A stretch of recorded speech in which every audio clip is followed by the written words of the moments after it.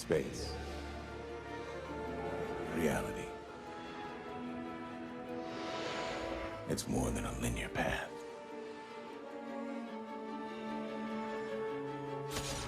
It's a prism of endless possibility, where a single choice can branch out into infinite realities, creating alternate worlds from the ones you know. I am the Watcher. I am your guide through these vast new realities. Follow me and ponder the question, what if?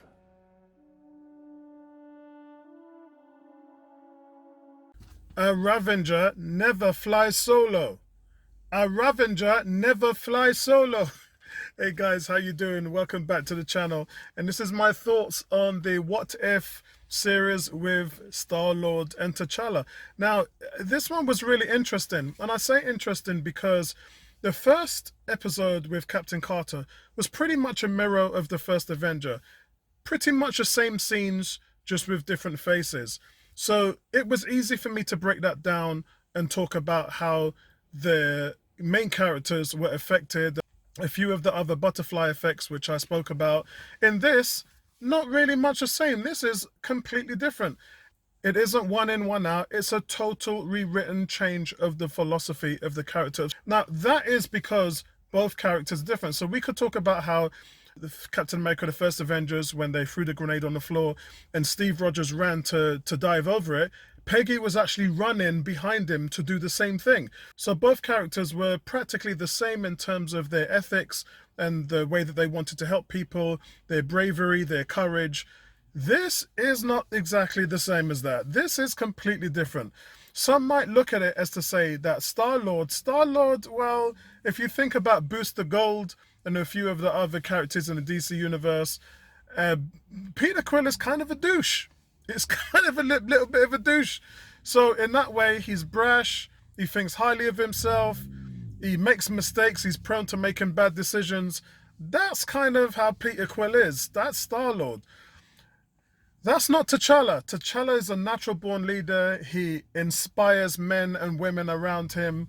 Of course, he's a king, so we know that. And what you see here is that when the Ravengers are looking for this apparent celestial, they look at the signature of actual vibranium and think, oh, this is the kid, this is the one that they must be looking for. And that's why they mistook him for being Peter Quill. Obviously the energy signatures they were looking for was sparking out of just being a normal human being. But in that respect, that's where everything changes. And I'm not just saying changes for one in, one out, because TChalla is using those ethics, all the teachings he's had from his forefathers and his father T'Chaka, all of that sort of is woven into him. And while he wants to see the stars and be this type of person who's an explorer, the essence of him is to always want to save people and do the best he can and make the right decisions, because he's brought up in a hierarchy of monarchy. As I said, he's a king. And that is not exactly where Peter Quill is. So from here, we see various different things happen. Thanos was absolutely brilliant in this episode. He's talked into a different way how he doesn't have to help or save the universe by cutting them in half. There's a better way to doing that by organically making it happen through a utopian way of feeding everybody and making sure nobody goes hungry with this new development that they have. And you see things like Nebula, and Nebula is also, because Nebula was tortured by Thanos throughout her whole existence, and he woven her and made her bitter and poisoned her mind. None of that happened. So we're seeing these characters here that are completely different. And that's why in that way, this is a different story and a much more envelope story than Captain Carter was, because across the board, it is completely different. And I like those changes, even with Yondu. So Yondu had a kind of a love-hate relationship with Peter Quill. Yes, Peter Quill sort of mellowed his heart and changed him as a man, but that was kind of over a time. There was still a part of Yondu which was a little bit of a scavenger, if you like. So Peter Quill was designed to be a sort of a Han Solo type of of scavenger, buccaneer type of player. But that's not who T'Challa is. T'Challa is peaceful at mind. He's a very soulful person, and he believes in a higher power. And we're seeing how that translates to Yondu much quicker.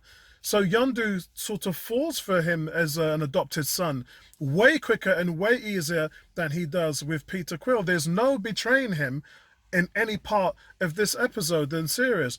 And I really do like the way how this changes. It was great to see all the actors come back. Chris Pratt for Peter Quill, he didn't come back. Dave Bautista with Drax, he never came back. But apart from that, everybody came back, including Josh Brolin for Thanos and including Kurt Russell for Ego the Planet. So it was really fun to see. But I do want to mention that this is the last time that we have seen Chadwick Boseman. Chadwick Boseman actually shot 3 episodes of the What If series. So along with this one, there's another 2 more to follow. But these are the last things that we will have seen from him before his death.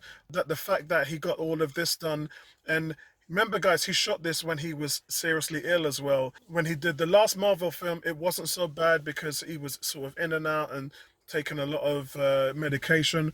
But this, when he shot this is when he was really starting to deteriorate. And to know that he really pressed and pushed to get this over the line, big respect to him, and may he rest in peace. Really, really feels a lot from the heart. And I've got to be honest with you guys, really love this episode. For me, it was a strong 8 out of 10. But I do want to say one thing.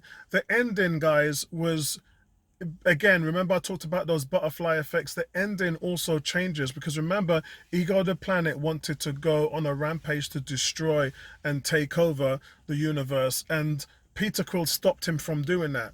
Here, it seems like at the end of this, we're going to get repercussions where that was probably going to happen. And I'm really, really seeing some dark days ahead with the What If series, because this is leading on to a lot of stuff that is going to pay off at a later date. But I do want to say one thing that I'm disappointed in is the response that the What If series is getting. And I know why it's happening. You guys know I'm a big fan of Star Wars Bad Batch, Star Wars Rebels. And when I talk to a lot of people, not a lot of people are into the animated stuff. And the animated stuff is carrying so much weight, so much artistry, because remember, we're talking about actually animating this, and that alone is an art. It's like going back to the days of reading comics, and I still read comics and things like that. It's that people like me appreciate that this art form can be in a different way, and it can be presented to us in a different factor. And as I said, literally all the actors came back to shoot their parts. But there's a big stigma among the fan base which just doesn't take animation seriously. I don't know why. Maybe they look at it as being too kiddie, or maybe they look at animation and the way how it's done as something which should be for children, which is not how it's perceived around the rest of the world. We know how animation is treated in the Eastern world and in Japan, and how anime and manga is a really big, massive tool for animated content as well. But it's just not looked at in the same way in the Western world. And it's really disappointing that something like this can happen, where you have these fantastic stories and great shows, and it's just not being watched by a majority of the fan base. It's almost like they're not even taking it seriously. And remember, guys, this is canon. So we could see a development where in the future, someone like a Captain Carter or somewhere like a blonde Nebula, I mean, Drax, the changes are so apparent that Drax's family weren't killed because they weren't no rampage by Thanos.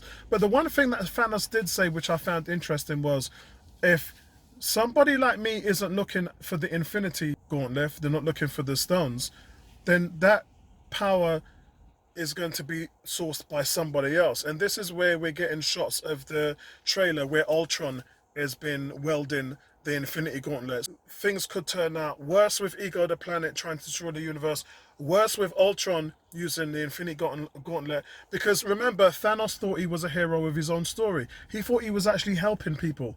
Ultron doesn't want to help people. Ultron wants to destroy. He wants to end everything. So all these repercussions, guys, might be a very, very negative in terms of how it works towards the future of the What If franchise. So look, really enjoyable from me, and I just wanted to give you guys my feedback on what I thought of the episode. And let me know your thoughts and what you thought about it. I really enjoyed it, just to see all the different changes, and Thanos actually fighting the Black Order and things like that. It was really, really enjoyable. Let me know your thoughts, guys. Peace. Right back at you, man.